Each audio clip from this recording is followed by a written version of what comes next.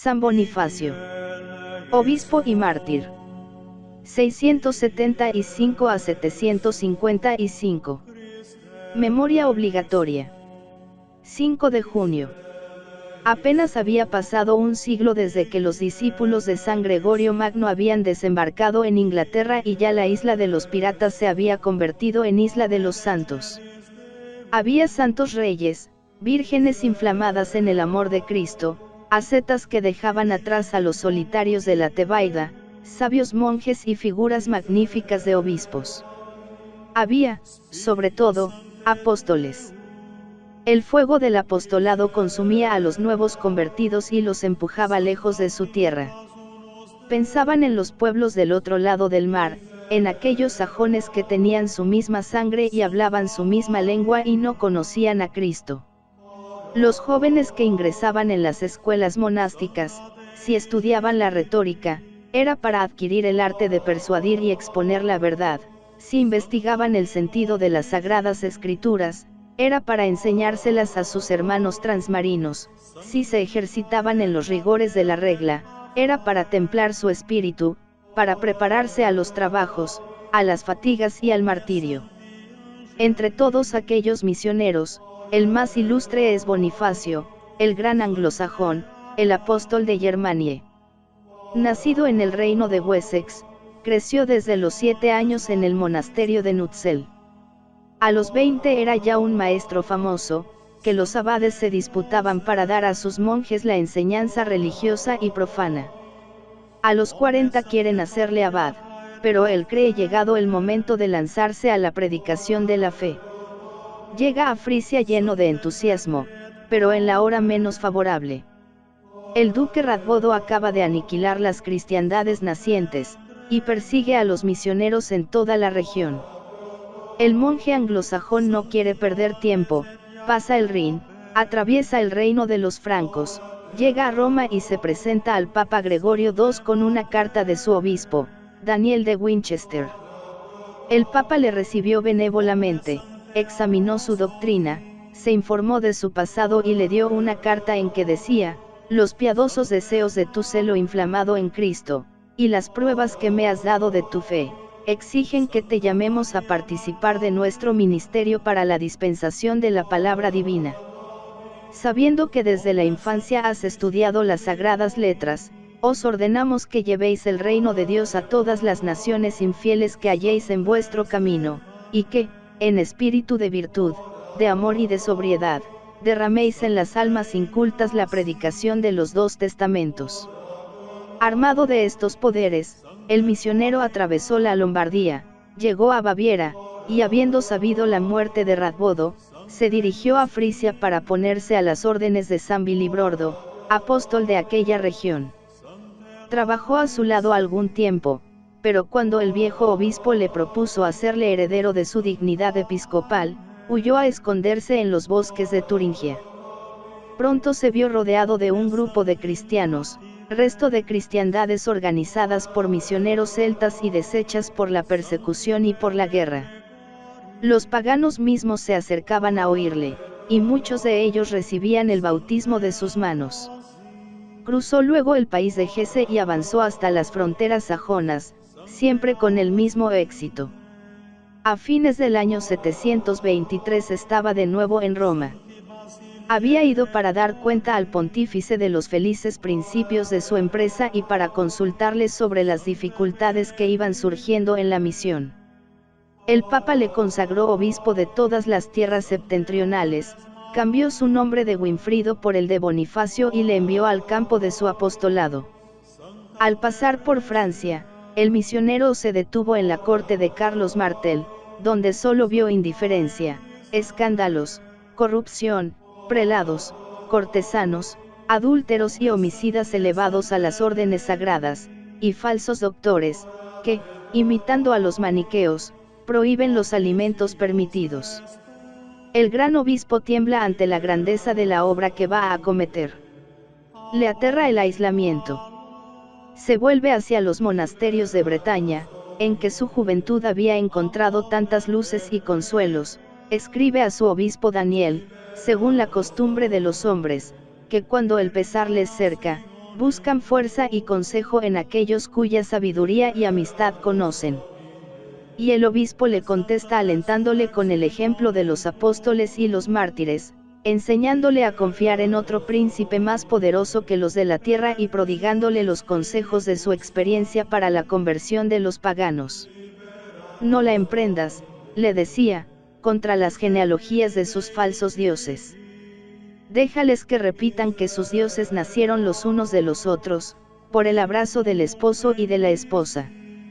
Trata, sin embargo, de convencerles que esos dioses y diosas, nacidos de un nacimiento humano, no son más que hombres, y que habiendo comenzado a existir, no existieron siempre. Convendrá comparar de cuando en cuando sus supersticiones a nuestros dogmas, sin palabras despectivas, a fin de que queden confusos más que exasperados. Les describirás también la grandeza del mundo cristiano frente a lo poco que ellos representan. Y para que no se jacten del imperio inmemorial de sus ídolos, les dirás que los ídolos fueron adorados en toda la tierra hasta que la tierra fue reconciliada con Dios por la gracia de Jesucristo. Meditando estos sabios consejos, penetró Bonifacio otra vez entre las tribus paganas de Hesse y Turingia.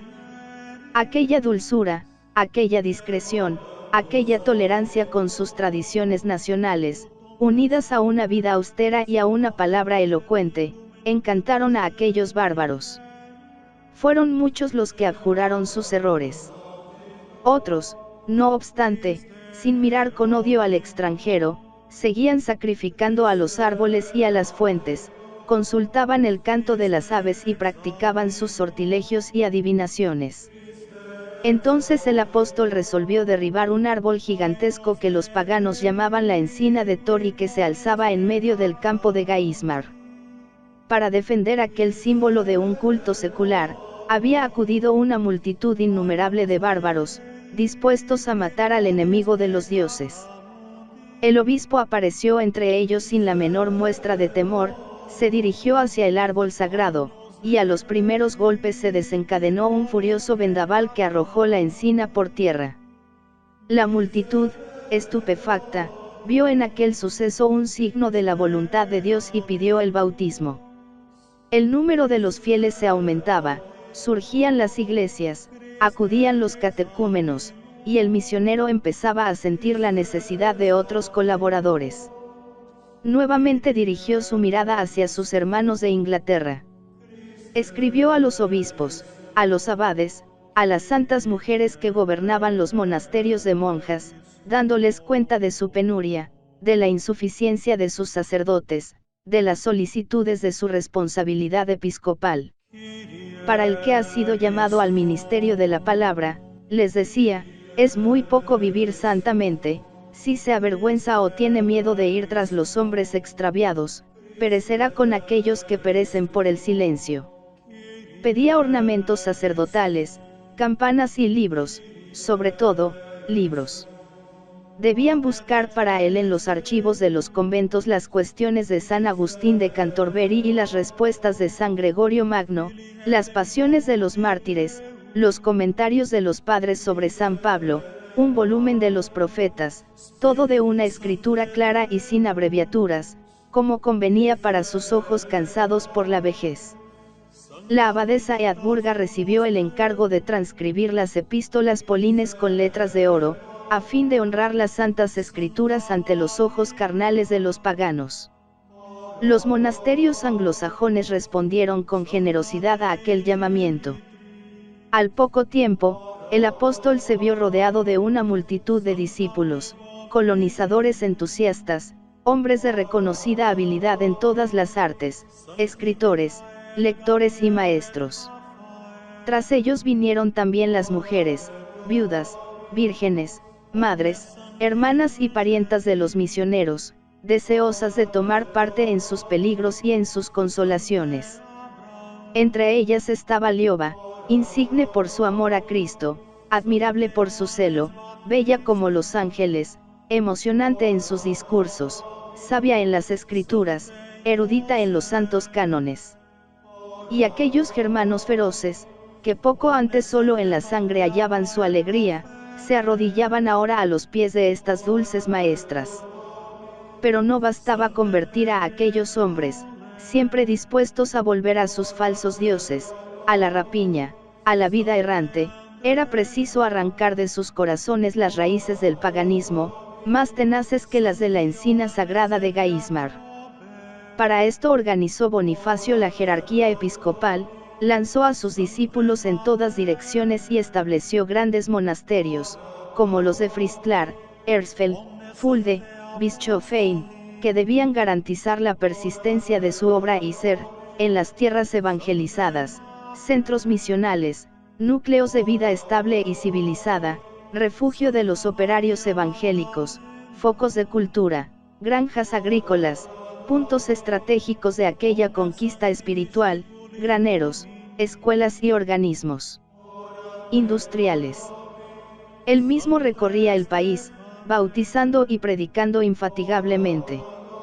Aún conservamos una colección de homilías en que se descubre la palabra viva y clara del apóstol, pero recogidas en latín para servir de modelo y como de manual a los sacerdotes encargados del ministerio. Al leerlas nos figuramos estar delante de aquellos neófitos groseros, tan ignorantes de las cosas humanas como de las divinas. Al hablar del misterio de Navidad, Bonifacio empieza diciendo que cuando nació Cristo había una gran ciudad que se llamaba Roma, y un jefe poderoso, llamado Augusto, pacificador de la tierra. Las grandes fiestas del año le dan ocasión para resumir en pocas palabras, pero con mucha sencillez, claridad y con calor, las principales verdades de la fe y los deberes más importantes de la vida cristiana. Escuchad, hermanos míos, decía a los recién bautizados, y meditad atentamente qué es lo que acabáis de abjurar en el bautismo. Habéis renunciado al demonio, a sus obras y a sus pompas. ¿Cuáles son las obras del demonio? Son el orgullo, la idolatría, el homicidio, la calumnia, el odio, el perjurio, la fornicación, el adulterio y todo lo que mancha al hombre, son el robo, la embriaguez, el falso testimonio, las palabras vergonzosas, las querellas, son los sortilegios, las hechicerías, la creencia en los magos, en los hombres lobos y en el poder de los amuletos. Pero al mismo tiempo que propagaba la fe en aquellas regiones, en que nunca habían entrado las legiones romanas, Bonifacio pensaba en las iglesias que quedaban detrás de él, en las iglesias del reino de los francos, cuyos desórdenes, cuya desorganización, cuya anarquía le llenaban de pena. Se veían obispos que empuñaban la espada para vengar una injuria de familia en combate singular, y volvían luego tranquilamente a ofrecer el sacrificio incruento. En las provincias del Rin parecía abolido el cristianismo, y los ídolos ocupaban en las iglesias el lugar de los santos. El arrianismo reaparecía en Baviera, inmigrantes africanos propagaban los dogmas maniqueos, y un irlandés llamado Clemente recorría las tierras de Suiza y el Luxemburgo predicando contra los santos padres y las tradiciones de la Iglesia. Había obispos de origen sospechoso, sacerdotes sin misión, siervos tonsurados, escapados de las tierras de sus señores, clérigos que salían, tambaleándose, de sus infames orgías para leer el Evangelio al pueblo, o administraban el bautismo después de haber inmolado el sacrificio del macho cabrío al dios Thor. Un pseudoprofeta arrastraba a las muchedumbres distribuyendo reliquias, haciendo milagros fingidos, consagrando iglesias en su honor y leyendo una carta que, según decía, le había traído del cielo un arcángel. Esta situación alarmante llenaba de inquietud a Bonifacio. La tiranía de los grandes, la corrupción de los eclesiásticos, la audacia de los herejes y aquella mezcla extraña de errores gnósticos, de aberraciones místicas y de residuos paganos se le presentaban ahora como un enemigo más terrible que las idolatrías de los bárbaros del Báltico. Se necesitaba una represión enérgica, y este va a ser el objetivo de su tercera misión. En 738 aparece de nuevo en Roma, acompañado de una multitud innumerable de francos, bávaros y anglosajones, que no quieren separarse de él un solo momento. El pontífice y el pueblo romano le reciben en triunfo, visita las grandes iglesias de la cristiandad y vuelve armado de todos los poderes, con cartas para los príncipes, con órdenes precisas para los obispos y con facultad omnímoda para reformar, organizar y reconstituir la jerarquía en las tierras sujetas a los francos. Y empieza su obra con la misma actividad que cuando tenía 30 años. Pasa de Franconia a Baviera, de Austrasia a Neustria, reúne concilios en Septines, en Soissons, en Salzburgo, crea nuevas provincias eclesiásticas, depone obispos concubinarios, degrada sacerdotes intrusos, prohíbe a los clérigos el traje laico, la compañía de las mujeres, el uso de las armas, de las jaurías y de los halcones, prescribe a los monjes la observancia de la regla benedictina, renueva las penas de los cánones antiguos, prohíbe el incesto, el adulterio, la venta de esclavos y las viejas prácticas paganas. Todos los fieles debían saber la oración dominical y el símbolo, y en el momento de convertirse estaban obligados a renunciar al demonio, a la comunión del demonio, a las obras y palabras del demonio, a Dunar, a Wouden, a Sasnot y a todos los espíritus impuros que están con ellos. En 748, Bonifacio considera terminada aquella restauración y establece su residencia en Maguncia, pero desde allí sigue velando por todos los intereses de la Iglesia. Creador de un mundo nuevo, legislador religioso de un imperio, no olvida nunca su nombre católico. Su mirada parece fija en todos los puntos de la cristiandad. Se acuerda, sobre todo, de las iglesias de su patria, y con cartas admirables mantiene en ellas el fervor de la vida cristiana. Escribe al rey Etelbaldo, juguete de sus pasiones, con el acento del padre que solo piensa en convertir al pecador. Le elogia primero por sus limosnas y su anhelo de justicia, pero se aflige al saber que un príncipe tan magnánimo deshonra el lecho conyugal con toda suerte de infamias.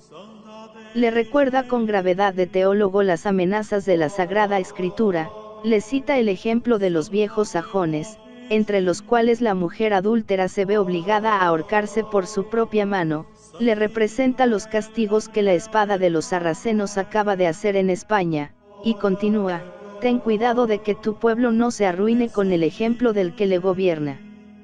Porque si la nación de los anglos, según se dice en Francia, en Italia y hasta en los países paganos, vive una vida digna de Sodoma, sabed que de las entrañas de las prostitutas saldrá una raza degenerada, abyecta, de instintos perversos, inútil para la guerra, infiel a su palabra, abominable a los ojos de Dios y deshonrada ante los hombres. Vibra aquí el acento del patriotismo, la energía del apóstol y la prudencia del anciano. Nada de aquella debilidad que se ha reprochado al santo misionero. San Bonifacio sabe condescende, cuando las circunstancias lo exigen, pero sin apartarse nunca de la línea del deber. Seamos firmes en la justicia, escribe a un obispo, preparemos nuestros corazones a la prueba, confiando en aquel que ha puesto la carga sobre nuestros hombros. Muramos, si Dios lo quiere, por las leyes santas de nuestros padres, a fin de merecer con ellos la herencia de la eternidad. Este hombre, a quien se ha representado como un instrumento ciego de los papas, a quienes importunaba continuamente con sus consultas, reveladoras, dicen, de un carácter apocado, no dudaba en reclamar enérgicamente contra los abusos de la Cancillería romana y en estimular el celo de los pontífices para suprimir ciertas costumbres de sabor idolátrico que se practicaban en Roma. Que vuestra paternidad, escribía al Papa Zacarías, se digne disipar mi rudeza sobre este punto, a fin de evitar a la Iglesia, a los sacerdotes y al pueblo cristiano el dolor de ver nacer escándalos, cismas y errores nuevos. Porque si los hombres carnales, que nada saben, los alemanes, los bávaros, los francos, ven practicar públicamente en Roma lo que nosotros prohibimos como pecado, creerán que es una cosa permitida, se escandalizarán y nos considerarán como impostores. Es este un gran obstáculo a la predicación, según la palabra del apóstol: observáis los tiempos y los días a la manera de los paganos, temo haber trabajado inútilmente en vuestra salvación. En medio de tantas solicitudes, Bonifacio no olvidaba nunca las aficiones literarias de su juventud. Bajo el palio del arzobispo palpitaba el corazón del monje que había enseñado la gramática y la elocuencia, ejercitado las reglas de la prosodia y compuesto un tratado sobre las 8 partes de la oración. El antiguo maestro mantiene ahora una asidua correspondencia literaria con sus discípulos y discípulas de otros días. No se contenta con pedirles libros de liturgia y de teología, se interesa por sus escuelas, por su progreso en la ciencia y por las nuevas obras que van enriqueciendo la literatura eclesiástica. Al obispo de York, Egberto, le pide que mande a Germania algunos de los opúsculos de Beda, el maestro ilustre que la fama le presenta como un espíritu enriquecido con los dones de la gracia divina. Enviadnos, añade, esos libros para que nosotros gocemos de la luz que os ha dado el Señor. A cambio de estas obras que los obispos y los monjes sacaban de sus bibliotecas, enviábales él los productos de los países bárbaros, tejidos de pelo de cabra, pieles finas, abrigos para tener los pies calientes. Para los príncipes tenía regalos más preciosos, a Etelbaldo le enviaba un gerifalte, 2 halcones, 2 escudos y 2 lanzas, a la reina, un peine de marfil y un espejo de plata. Todo en esa correspondencia refleja un espíritu delicado, que ni el aislamiento ni el comercio con los bárbaros ha podido alterar. Su estilo es natural, ajeno a la hinchazón de la literatura anglosajona de su tiempo. A veces descubrimos al gramático, y no sin deleite vemos al anciano recordar los juegos literarios de su juventud para felicitar en verso al Papa Zacarías su advenimiento al pontificado. Pero tanto como en sus propias cartas, su alma se adivina en las cartas que le escribían desde el otro lado del mar.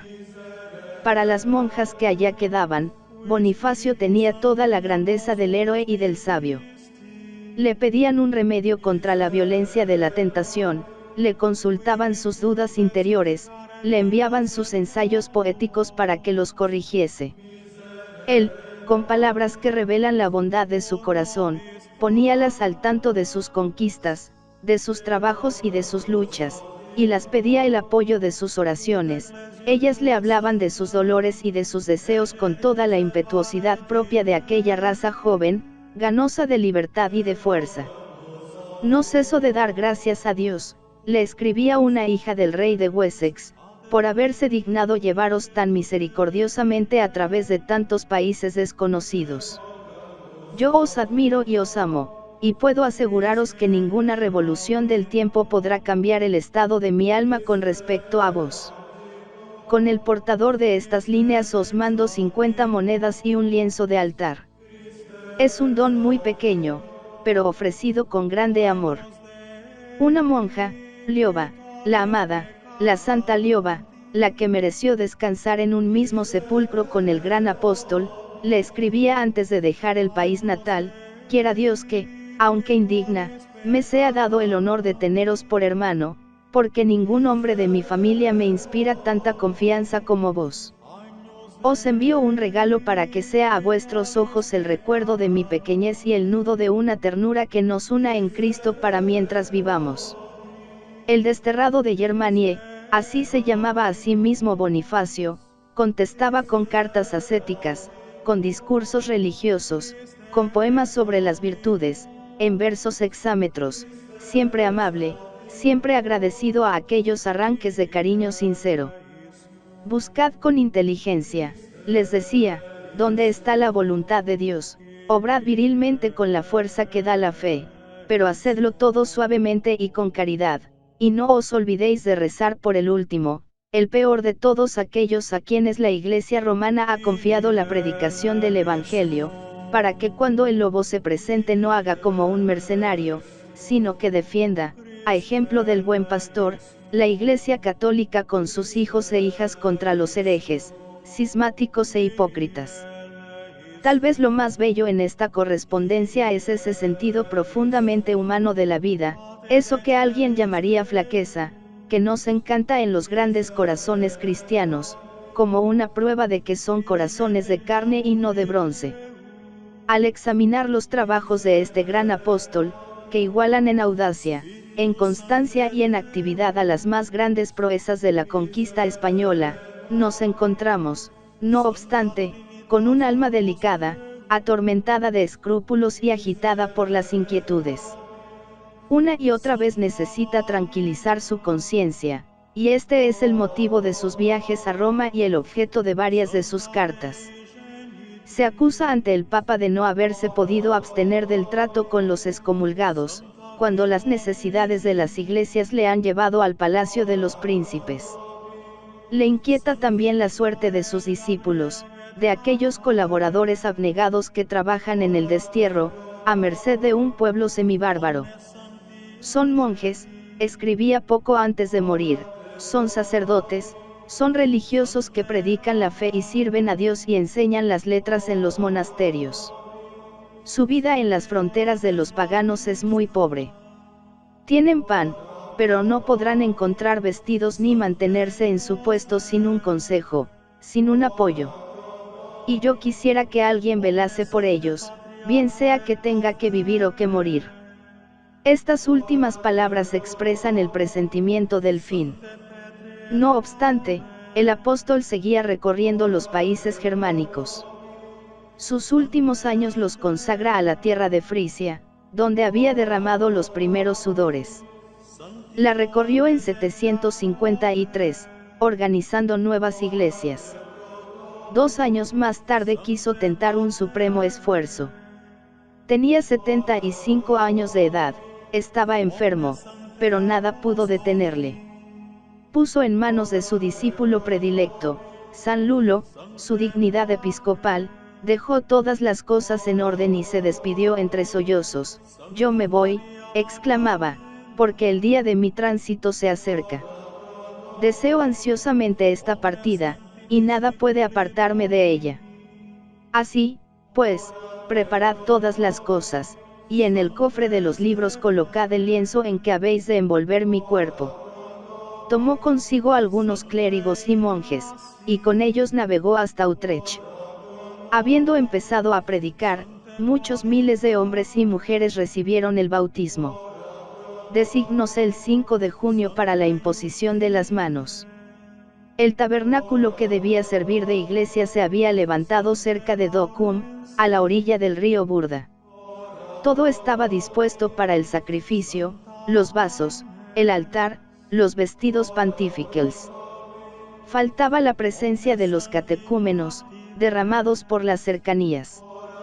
En su lugar, empezaron a aparecer hombres armados de lanzas y escudos. A media mañana la llanura estaba cubierta de guerreros. Los pajes, los neófitos y los clérigos corrieron a las armas, dispuestos a defender a su maestro, pero el hombre de Dios apareció a la puerta de la tienda, diciendo: «Dejad las espadas, hijos míos, acordaos que la Escritura nos enseña a devolver bien por mal. Este día es el que yo he deseado siempre, la hora de mi liberación. Sed fuertes en el Señor, esperad en Él, y Él salvará nuestras almas». Apenas había dicho estas palabras, cuando una muchedumbre de bárbaros se arrojó sobre él y le mató. Después asaltaron las tiendas, derramaron el vino del sacrificio y echaron al aire los libros. Los cristianos recogieron el cuerpo del santo y le llevaron a Maguncia.